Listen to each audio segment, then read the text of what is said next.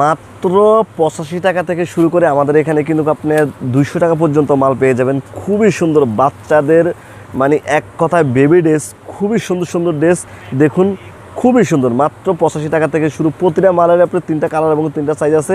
আমরা কিন্তু বাংলাদেশের 64 জেলায় কুরিয়ারের মাধ্যমে মাল পাঠিয়ে থাকি। যে কোনো জেলায় আপনি কুরিয়ারের মাধ্যমে নিতে পারবেন।